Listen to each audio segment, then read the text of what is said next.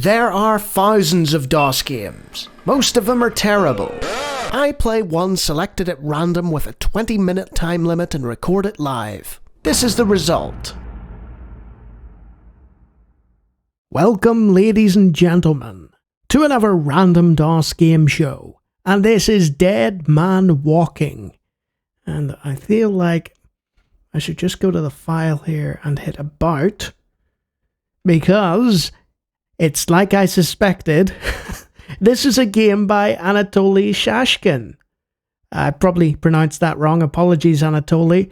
And you're probably wondering, but Lonnie, why are you apologizing? Is it because Anatoly will eventually see this? And the answer is, Anatoly is one of my subscribers. And this is what I think this is the first time a game has come up at random where I can say, yeah, one of my subscribers made this.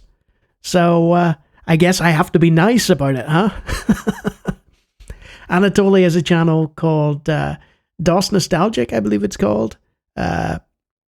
Biggest DOS channel out there. And he's very active on Twitter and does streams and all kinds of stuff.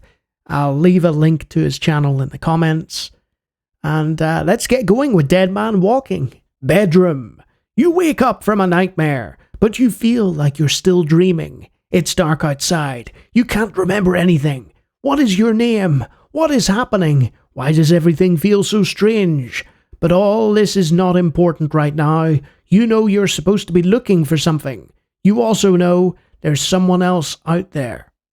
Classic Chris Avellone style beginning where somebody's lost their memory, like Fallout New Vegas, like Planescape Torment, and like Knights of the Old Republic 2. So let's walk the streets. Not a single person is out on the street. You don't hear any cars, birds, or any noises at all. Everything is still. Everything seems to drown in darkness. Not even the moonlight is helping. So we've got the option to search the streets. You notice something behind an old tree. It's glowing. As you get closer, you can feel its warmth. You find a soul. Okay. So, I don't know about the soul acquisition stuff. That's interesting. Let's check the newsstand. An abandoned newsstand is a sad sight. Not a single newspaper or a magazine to be found. You just stare at an empty space for a while. Anything here? You hit a button on an old-fashioned cash register. It opens with a loud ding. You take a look inside, you find another soul. Ah. What about the subway station? The smell is disgusting. You can tell that hundreds of people go through this station every day. The floor is dirty with 1,000 footprints. Something has happened here. There's something on the floor by the ticket counter. You hold your breath and lean closer to take a look. It's so tiny you almost miss it. You find a soul. I keep saying we're finding souls, but I don't know anything about what's going on here. The empty nightclub is quiet, but you can feel that there was something going on here just a few hours ago. You can smell smoke, spilled drinks, and dry sweat. People were having fun. Now it feels more like an empty warehouse. Well, I work in an empty warehouse, so I know that feeling very well. Let's search, and we have found a soul. You kick a pile of garbage and notice something amid red plastic cups and empty water bottles. Amongst, not amid. Come on, Lonnie. Something important, right? So we're just collecting all these souls. Let's search the alleyway. A dark and dirty alley brings back bad memories. You keep looking over your shoulder. You feel that you shouldn't spend a lot of time here. You notice a light coming from one of the garbage bins. You lift the lid expecting the worst, but then sigh with relief. You find a soul. Okay? This is turning into one of those where you say the word so much that it loses meaning. Soul. So we're at the docks. There are no boats at the docks. It's so dark you can't even see the horizon. There's just a gigantic black body of water. Will we find a soul? Yes, we will. You get closer to the water and look in. There's something in there, something that doesn't belong in these dark and murky waters. You stick your whole arm in the water and fish it out. You find a soul. Uh-oh. You feel something behind you and quickly turn around. All of a sudden, you're in a dark hallway with a door at the end of it.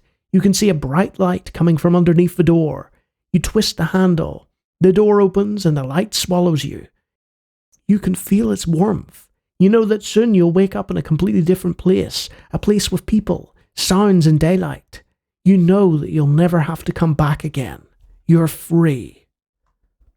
Okay, and that's Dead Man Walking. That's the end of it. It quit out on me. I guess I'll just leave up that final text message. So what is it? It's a button-based interactive fiction game done for the VB-DOS Jam way back in about 2014 or so. And it's interesting. It's about, presumably, some kind of zombie creature that's prowling the streets after some kind of disaster in a post-apocalyptic wasteland. Can't find anybody. But if he goes about and rescues the souls of the people left behind after the disaster, he can in turn free himself into heaven or something like that. It's a very interesting concept. Very interesting descriptions as well. I definitely recommend giving this a little playthrough. There's no real graphics or sound or anything like that, but the descriptions were interesting. It's a nice little piece of interactive fiction. So, well done, Anatoly. We've finally uncovered one of your games. And if you enjoy making DOS games and want to see me play more of them, then I might stumble across yours at some point if you become a subscriber, like Anatoly here.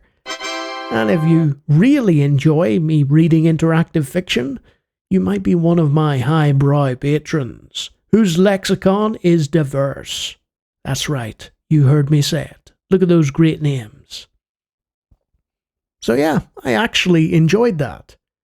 I enjoy games with an interesting concept and a good plot and a lot of story, and Dead Man Walking had all of those. So, not a bad little effort. Until next time.